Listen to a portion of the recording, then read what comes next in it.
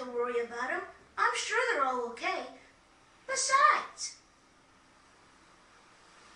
Rena's not the type to croak from just falling off a bridge. You have a point there. I'm sure you're right. Thank you, Beat. Still, we were pretty lucky back there, don't you think? If we hadn't been picked up by that Baroque ship, I don't know what would have happened.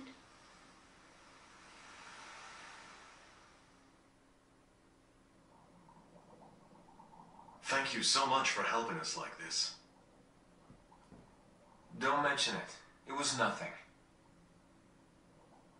Is there any way we can repay you? You did save our lives. Yeah, you've already done so much for us. Is there anything we can do to help out? This little squirt here can wash dishes for you or something. Hey, no fair! You can't start calling me little squirt just because my hat washed away. At least it sounds like you're all in good spirits, but I'm afraid there's nothing you could help with. Really, you should probably all just get some rest. Oh, and allow me to introduce myself. My name is Crescendo. I suppose you could say I'm the captain of this ship. Huh? Crescendo? Gee, that's kind of a tough name to say. Couldn't we call you something else, something easier to say? Beat, please, don't be silly. Besides, I thought you said you were good at remembering people's names. I must say, you're very young to be the captain of a ship.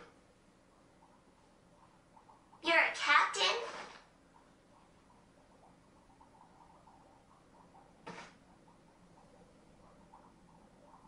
Hey, hold on now. This guy doesn't even have a hook or an eye patch. There's no way he's a real captain.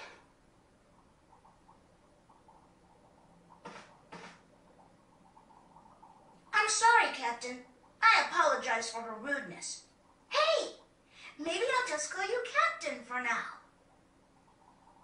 I could remember your name, no problem, but you need to show respect to the ship's captain. Feel free to call me whatever you'd like, really. Well, Captain Crescendo, thank you for your kindness. I think we'll get some rest as you suggested.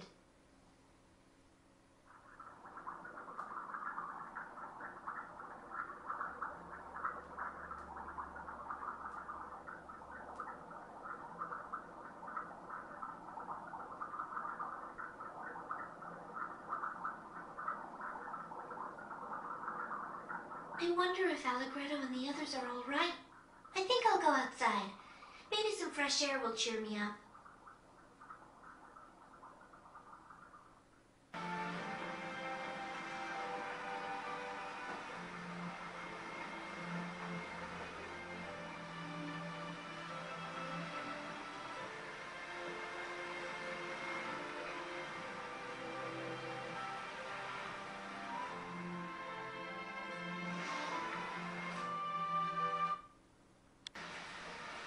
So the world is all just Frederick's dream.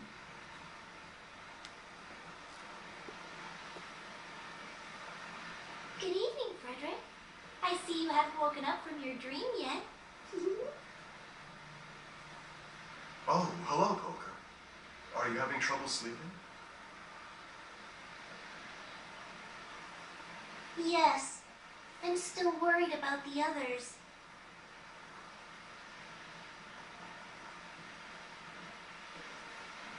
Polka, there was something I said to you before. About the way everything in the world slowly fades away, gradually losing its color. But since I've come to this place, I've begun to feel as if that is somehow being reversed. What do you mean? Well, compared to when I first came to this world, now when I look around, I feel as if everything in the world is becoming more vivid, more clear. Could this be the proof I sought? Is this world, which must be a dream, somehow becoming more real? Or does it only prove that I myself am slipping away, fading even faster than the world around me?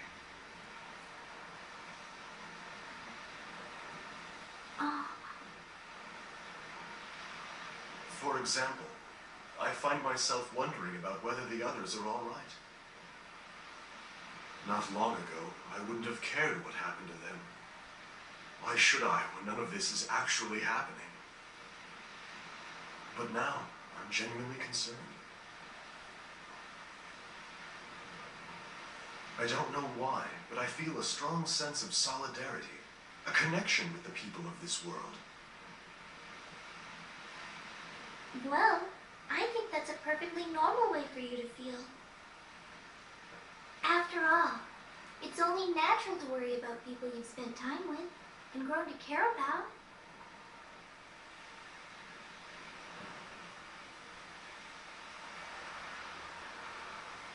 You know, before I had this illness, everything around me seemed so dull and ordinary. But since I found out my life would soon be over, even little things seem to shine with an inner light.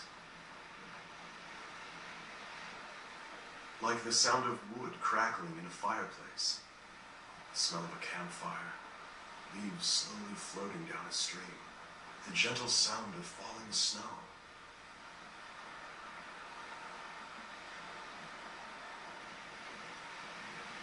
Now that I think about it, I probably only feel that way because I am approaching death myself and have begun to fade more rapidly.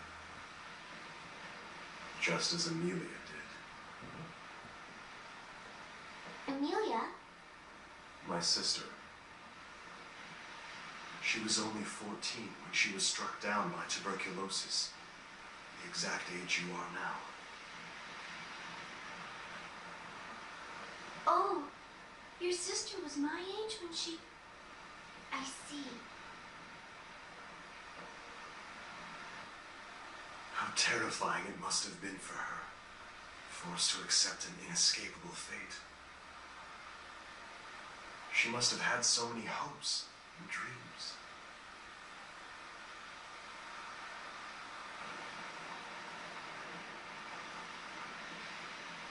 Why? Why does God allow such things to happen to good people? Taking away even her chance to live. Poor Amelia. It is sad, but everyone dies eventually. It's just that for some people like Amelia and me, it happens a little bit earlier, that's all. Besides, in a way, Amelia still lives on, doesn't she?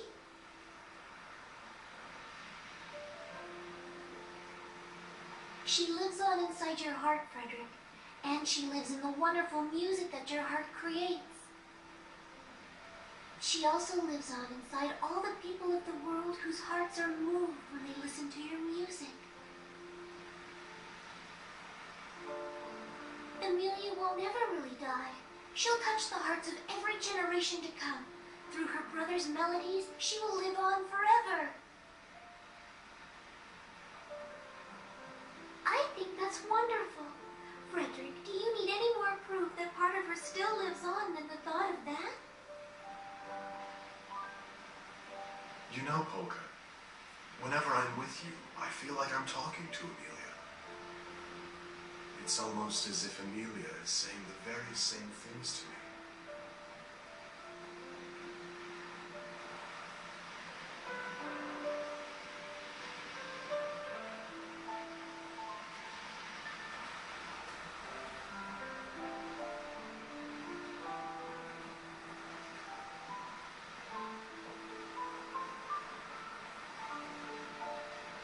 Thank you, Polka. I believe you've taught me something very important tonight. Very important indeed.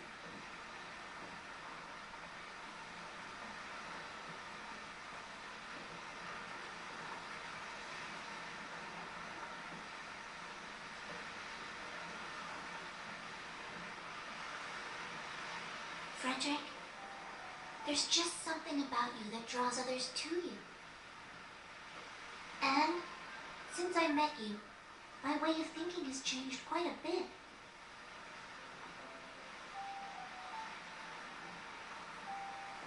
Although I didn't realize it before, I think I've been dwelling on the past and ignoring the future.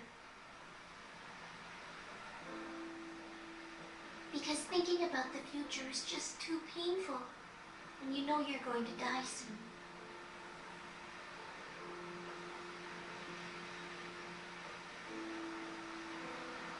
But you told me when we met that this whole world existed inside your dream, right? At first, I thought you were teasing me by saying that this was your dream. But now, I actually think that it's a really beautiful idea. And now I realize that believing in you is really the same thing as believing in the future. That's especially important for someone like me, who uses magic. You help me be more positive about the future and what I need to do. I should really be thanking you, Frederick, because you've taught me something very important, too.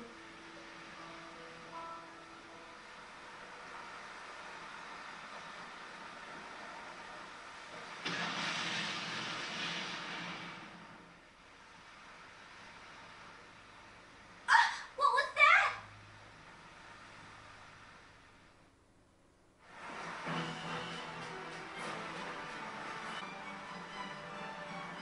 Damn it! Of all the times for this to happen. That's a big ship.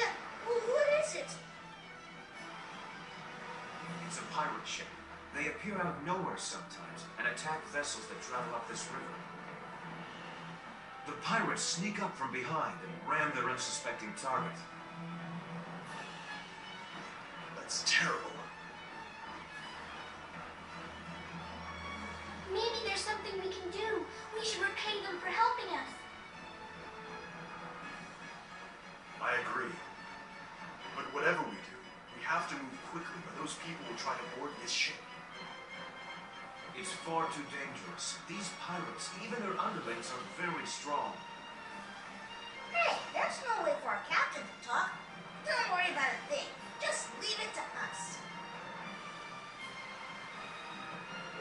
What's all the buzz? Is something happening? Still really sleepy.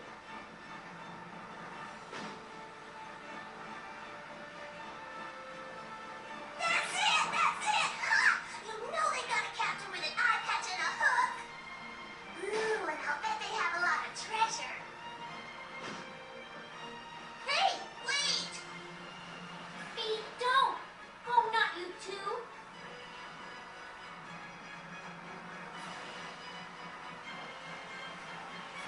All right. We'll go over and keep them occupied. Meanwhile, try to pull the ship away as far as you can to keep them from boarding. Right. I'll do everything I can. Very good. If you'll excuse me.